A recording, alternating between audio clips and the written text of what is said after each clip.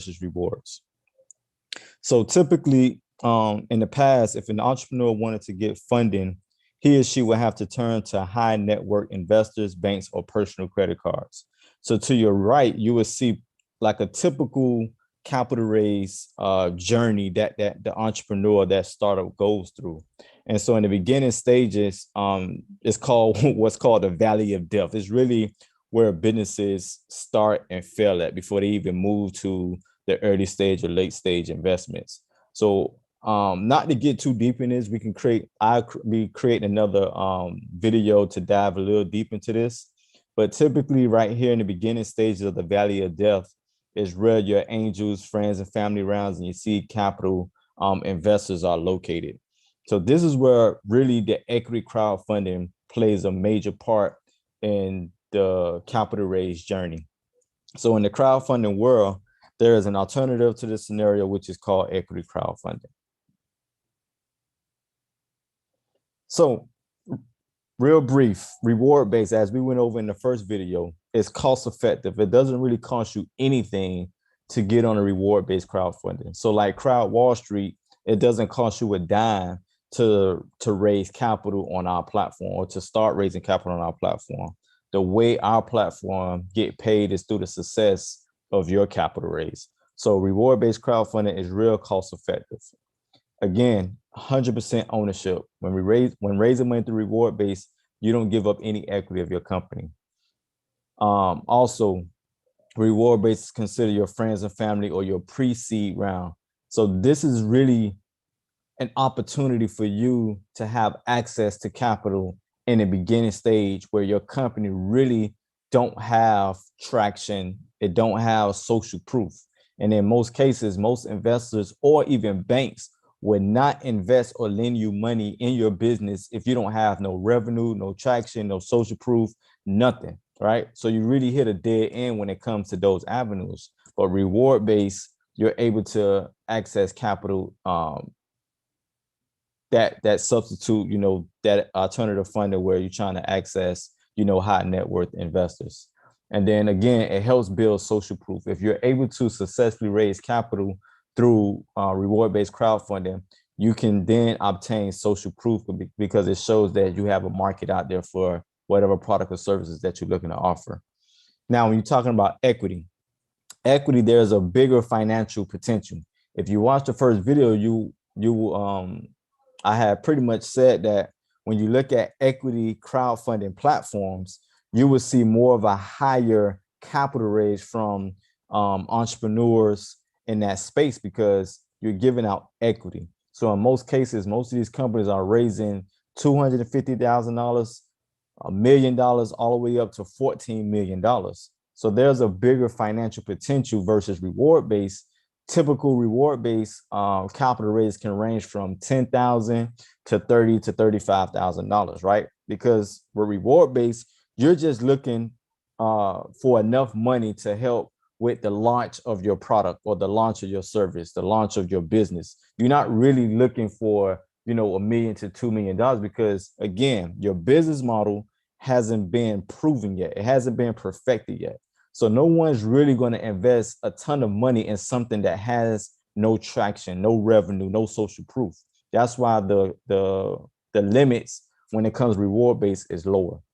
And equity, with equity, you have to provide more documentation. You have some form of traction, some form of social proof. In some cases, many of these startups already have users, subscriptions, customers, where people feel more comfortable, investors feel more comfortable contributing, $100, $250 or more money into an equity-based crowdfunding startup.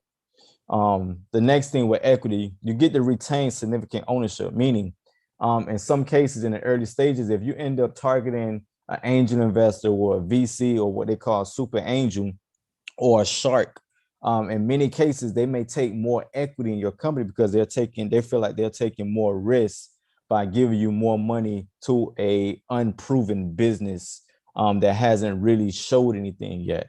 So these investors will take a chunk out of the equity ownership of your company.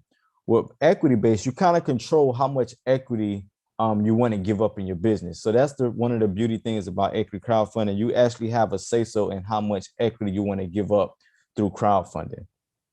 Another thing, higher fees. You may experience higher fees when raising capital through equity crowdfunding.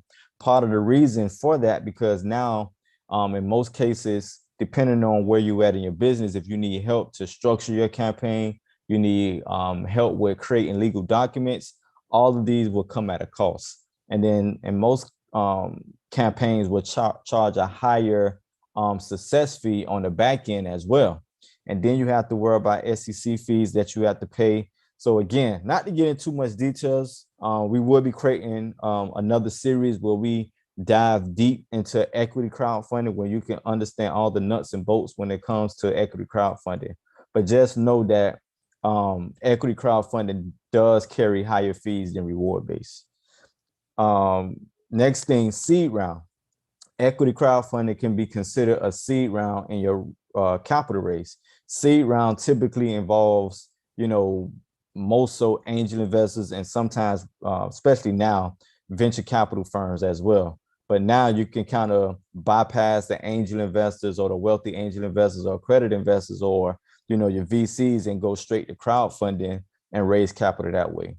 One of the beauties of equity crowdfunding as well is expansion. If you have a business already, or you're looking to expand your business to a new market or to a new territory, equity crowdfunding is a great way, especially practicing group economics, where your customers and your community will be invested in that expansion.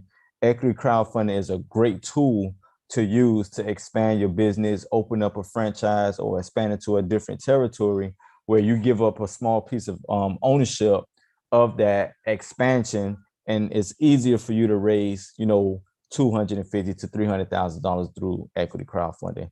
So again, understand the difference between the two. And the beauty of, Crowd Wall Street is we're not in favor of either or. We're really based on where the company is located, where the startup is located, and also what is your strategy? What is your exit plan? So when you're talking to one of our team members, we're going to ask these questions. And based on your answers, we will let you know which platform works better for you, whether you should go the rewards route or whether you should go the equity route. And that's pretty much it. So again, thank you. This is a short video. I didn't really want to get into details on the equity aspect. We're going to create a whole new series on that. But I hope you enjoyed it. I hope you got a well-rounded understanding on the difference between reward-based and equity-based. You can always watch this video again, and make sure you share this video to someone who you think would benefit from this. And we'll see you in the next video. Thank you.